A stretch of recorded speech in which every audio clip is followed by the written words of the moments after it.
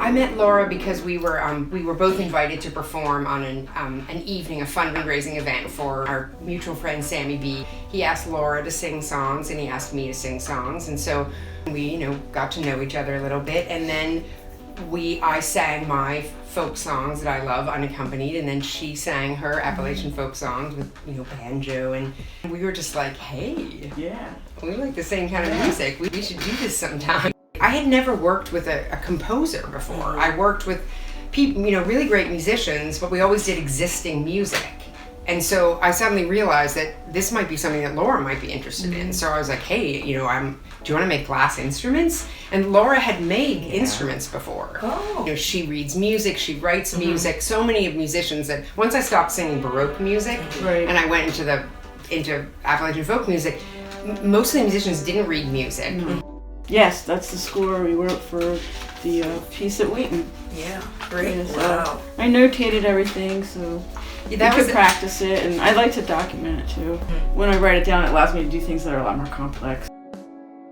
I've studied how instruments work, how wind instruments work, and the physics behind it and all that. I basically go down there and bang on things and blow on things and see what sounded cool. Laura's always, it's good, she records. Like, it seems like a part of how she composes is to try something out, record it, listen to it, and then kind of work from there. And we started singing together, and I was like, wait, is that you or is that me? me? Yeah, we recording, we couldn't tell. Who was who? I mean, I think in our lower register, there's a part of our range similar. that's very similar. Yeah, I mean, Laura can sing way higher than me, and I think I can sing a lot lower. Yeah, you definitely can. But in our middle, it's very interesting. And that's how I think we can get and Laura loves to write these things that are, first we're unison and then we break into harmony. And so sometimes, there's like this ringing that happens. Right.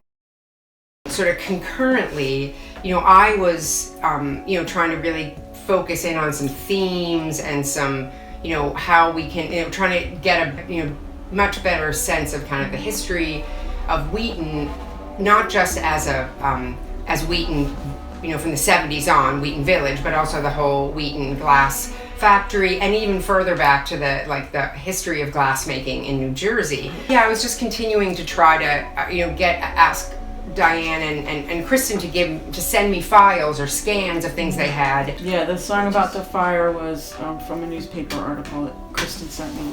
It was a funny article because every sentence ended with an exclamation point. And every line in the song ends with an exclamation point. Exactly. So, Carl Sandberg's got this beautiful essay. It's called Millville. It's in a collection, and he goes into how there's this line about how the fire bids the glass to let in the light, and there's a poster of that in the museum. It's just a wonderful quote. Oh, really? So I really wanted to use that piece. I think that, I'm really interested, and I think Laura is as well, in this idea of playing with the past and the present, and mixing, these things that are clearly from the past, but are also very much of the present. We were looking through that cool stuff in the barn, Kirsten was with us, just looking through stuff. We didn't even know it was there. And there were boxes, again, boxes and boxes. To me, that's always like, something good is lurking. I don't know, someone donated, I guess, to Wheaton all this underwear, camisoles and, sort of bloomery type bottoms. I didn't think then, let's wear underwear. But then later when we were thinking about, what are we going to be wearing? How are we going to present ourselves? So then I thought, we're in this Victorian, parlor, or maybe it's a, brothel, and maybe why don't we wear undergarments? And then I was like, and I remembered I'd seen these amazing undergarments in the, upstairs in the barn.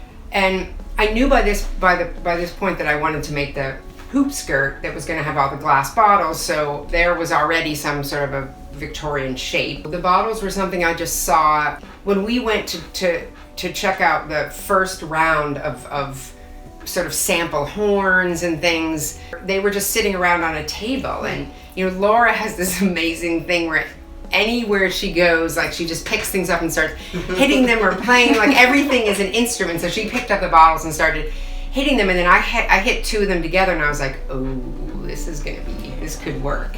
In the performance, we do this thing where we sort of, we kind of explore the instruments in front. Like when we first come up to the mobile, we sort of, touch it and explore it. And it isn't the first time we're exploring it, but it feels new every time. Like I feel like the glass, it does different things. Way, yeah. It's not like a piano. You go, plunk a note down and it's always the same. It's always going to be the same. Right. Yeah. Right. That's what's neat about the instruments too. The gongs and the bell, especially the gongs, they're so uneven and complex. There's all these like frequencies coming out of them. Right. When two of them go together, they interact with each other. I think it's really important to recognize your genius with how you took those instruments that really there was no relationship to any kind of a scale that I'm familiar with. The way that you were able to take those sort of disparate sounds, gorgeous but disparate sounds coming off of these cloches and turn them into music, was just amazing to me. I feel so lucky that I got to work with you on it. I'm very lucky I got to do it.